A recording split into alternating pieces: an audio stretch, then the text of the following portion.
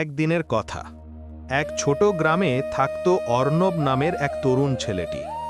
অর্ণব ছিল খুবই শান্ত স্বভাবের ও প্রকৃতিপ্রেমী।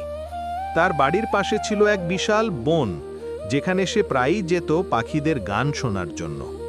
একদিন বনের ভেতর হাঁটতে হাঁটতে সে দেখল একটি ছোট হরিণ শিকারীর ফাঁদে আটকে গেছে। হরিণটি কাঁপছে ভয়ে, চোখে জল। অর্ণব ধীরে ধীরে কাছে গিয়ে ফাঁদ খুলে দিল। হরিণটি মুক্তি পেল, কিন্তু পালিয়ে গেল না, বরং মাথা নুইয়ে যেন ধন্যবাদ জানালো।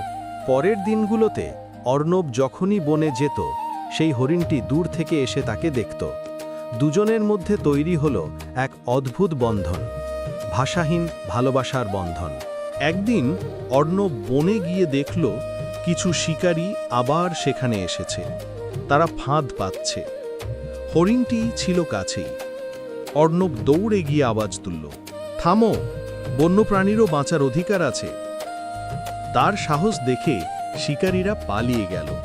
তারপর দিন সকালে হরিণটি অর্ণবের বাড়ির দরজায় এসে দাঁড়াল। তার মুখে ছিল একটি তাজা ফুল। অর্ণব বুঝল এটা তার বন্ধুর ভালোবাসার উপহার। এরপর থেকে অর্ণব প্রতিজ্ঞা করল সে বনের প্রাণীদের রক্ষা করবে। গ্রামের মানুষকেও সে বোঝালো প্রকৃতি ও প্রাণীরা আমাদের শত্রু নয়, তারা আমাদের সহচর। ভালোবাসা ও সহানুভূতি শুধু মানুষের জন্য নয়, বনের প্রাণীরাও তা অনুভব করে।